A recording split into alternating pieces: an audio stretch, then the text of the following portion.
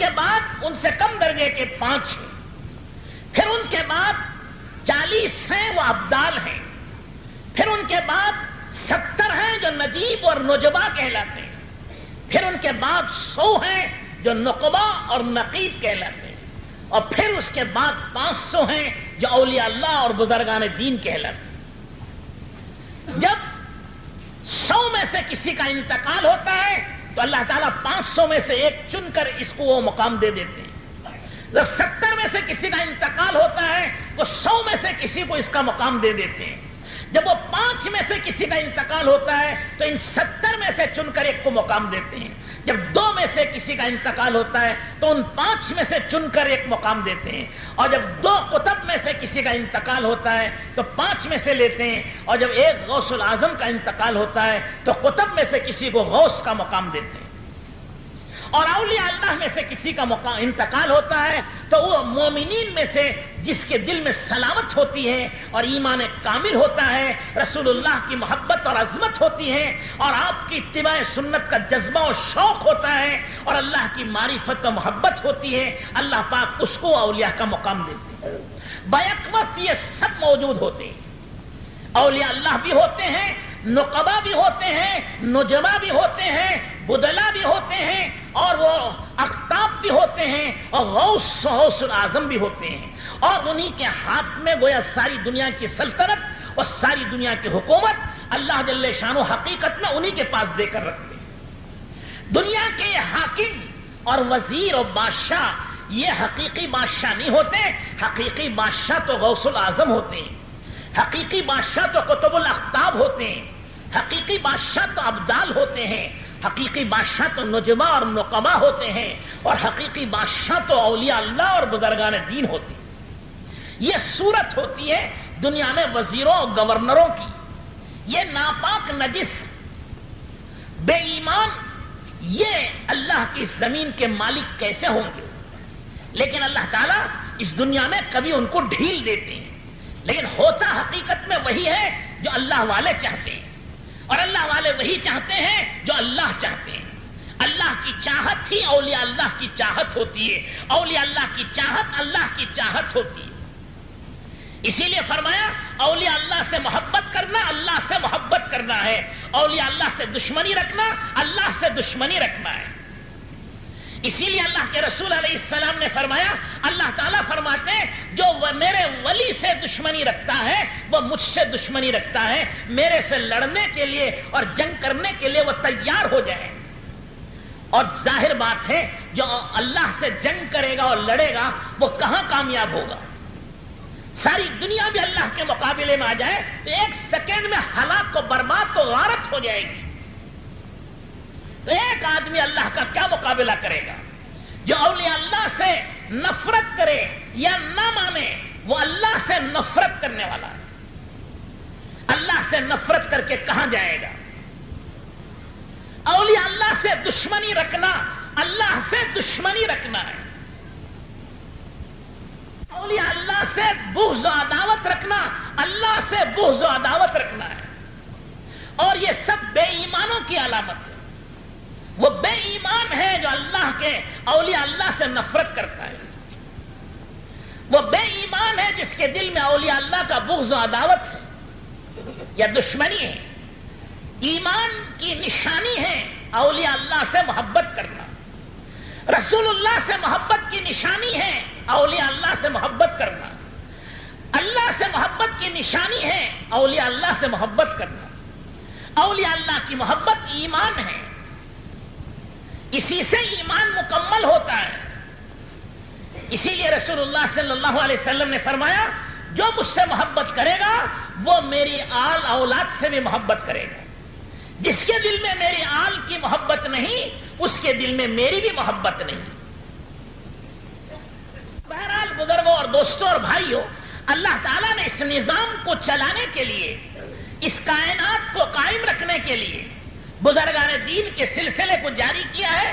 یہ بزرگان دین کے مراتب ہیں، یہ ان کے مقامات ہیں، اور یہ مقامات صرف الفاظ میں ہم بڑی مشکل سے سمجھیں گے، حقیقت کیا ہے یہ ہم نہیں سمجھ سکتے، کیونکہ یہ کلاس ابھی ہم نے پڑھی نہیں ہے، اور حقیقت الگ ہے اور شریعت الگ ہے. دونوں ایک ہے، بس فرق یوں سمجھیے، ایک الف با تا کی تختی ہے الف بے تے پڑھنے کی، جسے حروف تہجی کہتے ہیں، اور ایک ہے قرآن شریف پڑھنا. الف بے تے قاعدہ بغدادی اور نورانی قاعدہ پڑھنے والا چھوٹی عمر کا ہی ہوتا ہے، اور قرآن پڑھنے والا بڑی عمر کا ہوتا ہے. اگر کوئی یہ کہے کہ مجھے الف بے تے پڑھنے کی ضرورت نہیں ہے، میں تو قرآن پڑھنے والا ہوں، میں قرآن پڑھوں گا. کیوں بھائی؟ کوئی بغیر الف بے تے پڑھے ہوئے قرآن پڑھ سکتا ہے؟ سارا قرآن الف بے تے سے ہی بنا ہوا ہے. سمجھ رہے ہیں آپ؟ کیا بھائی سمجھ آنے نہیں آ رہی ہے؟ ہاں، سارا قرآن یہ الف بے تے کی تختی ہی سے بنا ہوا ہے، اور جو الف بے تے نہ پڑھے وہ قرآن نہیں پڑھ سکتا ہے. تو یہ سمجھیے الف بے تے سے یہ شریعت ہے، اور قرآن کی تلاوت یہ طریقت و معرفت ہے. جس طرح الف بے تے کے بغیر قرآن نہیں پڑھ سکتا، اللہ کی قسم شریعت کے بغیر کوئی طریقت و معرفت پر ہرگز ہرگز ہرگز کبھی بھی قیامت تک نہیں پہنچ سکتا. اور جو دعویٰ کرے وہ جھوٹا ہے. تو ایسا ہی ہے جیسے الف بے تے پڑھے بغیر قرآن پڑھنا چاہتا ہے. بے شک قرآن بڑی چیز ہے، لیکن پہنچو گے الف بے تے سے ہی، اس کو چھوڑ کر نہیں پہنچ سکو گے. ایک ہے چھت پر چلے جانا، گھر کی مسجد کی چھت پر چلے گئے یا ٹاکی کے پہاڑ پہ چلے گئے، چلیے، لیکن چلو گے کیسا؟ جمپ مارو گے تو تالاب میں گر کے مر جاؤ گے. ایک ایک سیڑھی سے چڑھیں گے، سیڑھیوں سے چلیں گے تو پھر چھت پر بھی جائیں گے. اگر کوئی کہے مجھے سیڑھی کی ضرورت نہیں، میں خود چھت پر چھلانگ ماروں گا، تو وہ گر جائے گا، اس کا سر پھٹ جائے گا اور وہ مر جائے گا. وہ نہیں مار سکتا، چھلانگ نہیں مار سکتا، وہ چلے گا اسی راستے سے، لیکن اللہ تعالیٰ اس کو اس مقام تک پہنچا دے گی. اس مقام تک اللہ جل شانہ اپنی قدرت سے پہنچائے. حضرت خواجہ حاجی شریف زندانی رحمت اللہ علیہ، یہ ایک بزرگ ہے جو حضرت خواجہ معین الدین چشتی رحمت اللہ علیہ کے دادا پیر ہیں. یہ مسلسل انہوں نے قرآن حفظ کیا، حدیثیں پڑھی، اور پھر مجاہدے کیے. 7 دن کے روزے رکھتے تھے. صرف افطاری میں پانی پی لیا، دوسرے دن پھر روزہ، دوسرے دن افطاری میں پانی پیا، تیسرے دن پھر روزہ. مسلسل روزے رکھتے تھے. اللہ جل شانہ نے قرآن پاک کی تلاوت کی برکت سے 70 سال عشاء کے وضو سے فجر کی نماز پڑھی. اور اللہ جل شانہ نے یہ مقام عطا فرمایا تھا کہ ایک موقع پر ایک آدمی نے انہیں پیسے اور روپیہ ہدیے میں دیے کہ یہ ہدیہ ہے، قبول کریں. تو حضرت نے فرمایا میں یہ روپیہ پیسہ لے کے کیا کروں، یہ سارا جنگل میرے لیے مال ہی مال ہے. جب ہاتھ کا اشارہ ادھر کیا تو سونے چاندی کے خزانے نظر آئے. ادھر وہ جو جنگل کے درخت تھے اور جنگل کا کوڑا کباڑا تھا وہ سونا بن گیا. صرف اتنا کہنے پر کہ اللہ نے میرے لیے سارا جنگل سونے کا بنا رکھا ہے. ہاتھ کا اشارہ ہوا اور وہ جنگل اور وہ کوڑا کباڑا سونے کا بن گیا. لیکن یہ کب بنا تھا؟ جب 70 سال محنت کی تھی اور اس مقام پر پہنچے تھے. انہیں آپ نے اپنی خلافت دی حضرت خواجہ عثمان ہارونی رحمت اللہ علیہ، اور حضرت خواجہ عثمان ہارونی نے خلافت دی حضرت خواجہ معین الدین چشتی رحمت اللہ علیہ. اور حضرت خواجہ عثمان ہارونی رحمت اللہ علیہ کا یہ حال تھا کہ اگر کسی جاہل کو بھی ہاتھ پکڑ کر اسے معرفت سکھانا چاہتے تو ایک دن رات میں اس کی منزلیں طے کرا دیتے، لیکن پھر دھیرے دھیرے دھیرے دھیرے اس کے دل و دماغ میں وہ چیز بٹھاتے تھے. حضرت خواجہ معین الدین چشتی رحمت اللہ علیہ کو ایک دن رات میں حضرت خواجہ عثمان ہارونی رحمت اللہ علیہ نے آسمان و زمین کی سیر کرا دی. 7 زمینیں دیکھی اور 7 آسمان دیکھے. کیا دیکھے بھائی؟ اب یہاں تو بسکٹ دیکھ رہے ہیں سب. کاٹنے والے آواز نہ کریں بھائی, اور کھانے والے بھی آواز نہ کریں. آواز آئے گی تو ایک ہی سن سکیں گے. پیچھے بھی کچھ لوگ ماشاءاللہ گفتگو کر رہے ہیں, ان سے گزارش ہے کہ یہاں تخت بچھا ہوا ہے, مائک لگا ہوا ہے, یہاں آ کے سامنے بیان کریے تاکہ سب کو فائدہ پہنچے. کٹنے والے بھی آواز نہ کریں, لینے والے بھی نہ کریں. مقدر کا ہوگا تو آ جائے گا, اور مقدر کا نہیں ہوگا تو پکارتے رہو گے تب بھی چلا جائے گا وہ. اور انشاءاللہ بانٹنے والے ایسا نہیں کریں گے, سب کو دیں گے. درود شریف پڑھ لیجئے سب حضرات. کس کا ذکر ہو رہا تھا بھائی؟ حضرت خواجہ عثمان ہارونی رحمت اللہ علیہ حضرت خواجہ معین الدین خواجہ غریب النواز کے پیر و مرشد تھے, اور ایسے کامل شیخ تھے ایک دن اور رات میں ہی ساری منزلیں طے کرا دیتے تھے. سمجھے نہیں سمجھے؟ 7 زمینیں دکھائیں, 7 آسمان دکھائے, لیکن پھر فرمایا کہ معین میرے ساتھ رہو. یہ تو تم نے ایک نظارہ دیکھ لیا ہے, یہ حقیقت بن کے تمہارے دل و دماغ پر جب چھائے گی جب تم میرے ساتھ رہو گے. ساتھ رہے کب تک؟ 20 سال ساتھ رہے. اپنے پیر و مرشد کی خدمت میں 20 سال رہے, اور خود حضرت خواجہ غریب النواز شیخ معین الدین چشتی رحمت اللہ علیہ فرماتے ہیں کہ اس 20 سال کی مدت میں مجھے یاد نہیں ہے کہ میں نے کبھی پیٹ بھر کے کھانا کھایا.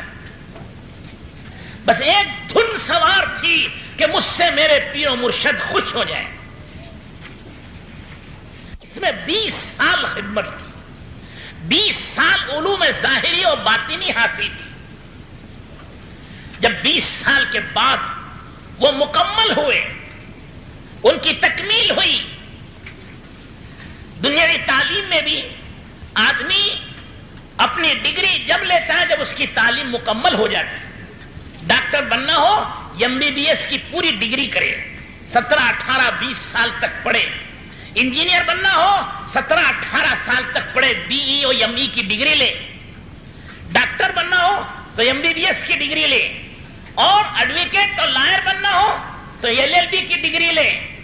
تو ان ڈگریوں میں ہوتا ہے, اور یہ ڈگریاں برسوں میں ملتی. ٹھیک اسی طرح اللہ والوں کے پاس ان کی نسبت, ان کی توجہ, ان کی خلافت, ان کی بزرگی یہ برسوں میں ملتی. یہ کھیل تماشا نہیں ہے, یہ بڑی دولت ہے, یہ بڑی نعمت ہے, یہ بڑا انعام ہے. اس سے بڑھ کر کوئی چیز نہیں. یہ چاند و سورج سے بڑی نعمت ہے, یہ زمین آسمان سے بڑی خلافت ہے. یہ بڑی مشکل سے اللہ جل شانہ جن کو چاہتے ہیں ان کو دیتے ہیں, لیکن محنت کرنے والے کو خدا محروم نہیں کرتے. لیکن اس کے مقابلے میں صرف یہ سمجھ لینا کہ ذرا سا کچھ کپڑے بدل لیے اور لباس بدل لیا, صورت بدل لی, اور اپنے آپ کو سمجھنے لگے کہ ہم بھی حضرت پیران پیر غوث العظم دستگیر سیدنا و شیخنا عبد القادر جیلانی رحمت اللہ علیہ کے خلیفہ بن گئے. یہ لباس سے نہیں بنیں گے, یہ صورت سے نہیں بنیں گے, یہ تسبیح سے نہیں بنیں گے. خالی ہاتھ میں تسبیح بنا لیں, اس سے نہیں بنیں گے. حضرت پیران پیر غوث العظم دستگیر رحمت اللہ علیہ 7 سال تک علوم ظاہری حاصل کیے. 7-8 سال, 25 سال کی عمر میں اللہ کے راستے میں نکلے, اور برابر 25 سال تک عراق کے جنگلوں میں پتے کھا کر گزارے, کانٹوں پر سو کر گزارے. اپنی مجاہدے اور ریاضتیں کی, یہاں تک کہ 25 سال کے بعد ان کی تکمیل ہوئی, مکمل ہوئے. جب مکمل ہوئے تو اللہ جل شانہ نے ان کی دعا سے مردوں کو زندہ کر دیا. حضرت پیران پیر غوث العظم دستگیر رحمت اللہ علیہ کی خدمت میں ایک عورت آئی اور اپنے بچے کو چھوڑ کر گئی کہ اسے اللہ کا نام سکھائیے اور دین سکھائیے. کچھ دن کے بعد وہ بڑھیا اپنے بیٹے سے ملنے آئی تو بیٹے کا رنگ پیلا پڑ گیا ہے, دبلا ہو گیا ہے. حضرت سے ملنے آئی تو ماشاءاللہ حضرت کے دسترخوان پر مرغ مسلم بھنی ہوئی مرغی رکھی ہوئی ہے اور حضرت مرغی کھا رہے ہیں اور اس کا بیٹا جو کی روٹی زیتون کے تیل سے کھا رہا. تو اس بڑھیا نے کہا حضرت یہ کیا انصاف ہے کہ آپ تو بھنی ہوئی مرغی کھا رہے ہیں اور میرے بیٹے کو سوکھی روٹی کھلا رہے ہیں. حضرت نے فرمایا کہ بڑی بھی تیرا بیٹا بھی مرغ اس وقت میں کھائے گا جب وہ اس قابل ہو جائے. قابل ہو جائے تو پوچھا کیا قابلیت ہے؟ تو حضرت نے مرغی کھانے کے بعد جو ہڈیاں دسترخوان پر پڑی تھی خادم سے کہا جمع کرو. خادم نے جمع کیا. حضرت نے کہا قم باذن اللہ, اللہ کے نام سے کھڑی ہو جا. تو وہ ہڈیاں آپس میں جڑی, اس پر کھایا ہوا گوشت لگا, چمڑا لگا, پر لگے, وہ مرغی آواز کرتے ہوئے زندہ ہو گئی, کھڑی ہو گئی. حضرت نے فرمایا کہ بڑھیا جب تیرا بیٹا اس قابل ہو جائے کہ وہ مردوں کو زندہ کرنے لگے تب وہ شوق سے مرغی کھائے. ابھی تو سیکھنے کے دن ہیں, مجاہدے کے دن ہیں, ریاضت کے دن. تو میں نے عرض کیا کہ بزرگوں اور دوستوں اور بھائیوں, باتیں یہ بہت بڑی بڑی ہوتی ہیں اور شیطان دھوکہ دیتا ہے کہ دو چار باتیں یاد کر کے وہ خود یہ سمجھنے لگ جاتے ہیں کہ ہم بھی پیران پیر غوث العظم دستگیر بن چکے ہیں. نہیں, یہ راستہ بڑا کٹھن ہے اور بڑا دشوار گزار ہے اور اس کے لیے بڑے محنت تو مشقت جھیلنی پڑتی.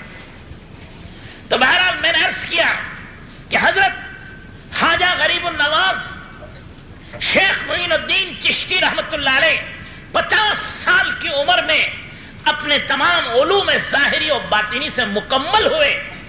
اپنے پیر و مرشد, اپنے شیخ کامل حضرت خواجہ عثمان ہارونی رحمت اللہ علیہ کے ساتھ حج کے لیے تشریف لے گئے.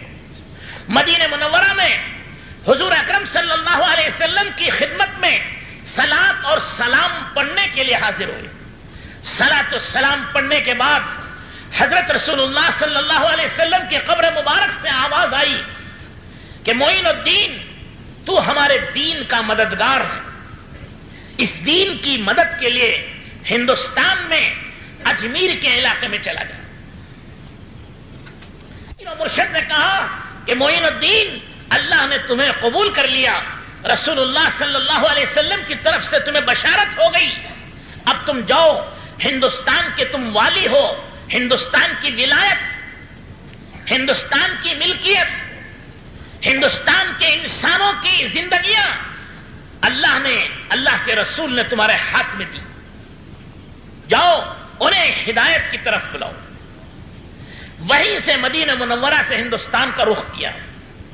پھرتے پھراتے اجمیر شریف جہاں جگہ دکھائی گئی تھی وہاں پہنچے. خادمین میں سے 2 ایک ساتھ رہ گئے تھے.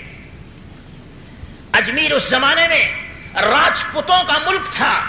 پرتھوی راج جو تمام راجپوتوں کے اندر سب سے زیادہ بہادر اور سب سے زیادہ جنگ لڑنے والا اور سب سے زیادہ فتح کرنے والا تھا, وہ اجمیر کا مالک تھا. دلی سے بڑی حکومت اجمیر کی تھی اس زمانے میں. حضرت نے وہاں جا کر قیام کیا.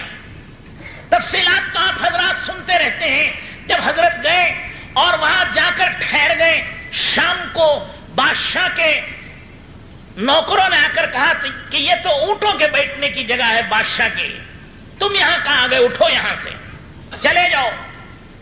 تو حضرت نے کہا بڑا جنگل پڑا ہوا ہے, کہیں بھی بٹھا لو, انسان تو جانور سے بہتر ہے, تم ہمیں اٹھا کے جانور کیسے بٹھاؤ گے. لوگوں نے مانا نہیں, اٹھا دیا. حضرت چلتے ہوئے یہ فرما دیا اچھا بھائی تمہارے اونٹ بیٹھے ہی رہے. اب جو اونٹ کو بٹھا دیا, صبح اٹھایا تو کوئی اونٹ اٹھنے تیار نہیں. مارا، کوشش کی، سب کچھ کر لیا، لیکن ایک بھی اونٹ اٹھتا نہیں، پریشان، یہاں تک کہ وہ بادشاہ تک اور پرتھوی راج تک پہنچ گئی بات۔ اس نے کہا جاؤ پہلے اس فقیر سے معافی مانگو، اس کو اٹھا دو۔ فقیر سے معافی مانگی حضرت سے تو اونٹ اٹھے۔ پھر وہاں رہ کر صرف رہنا نہیں تھا، حضور اکرم صلی اللہ علیہ وسلم نے فرمایا تھا کہ معین الدین تم میرے دین کے مددگار ہو، جاؤ دین پھیلاؤ۔ آپ نے دین پھیلانا شروع کیا، دعوت و تبلیغ کا کام شروع کیا۔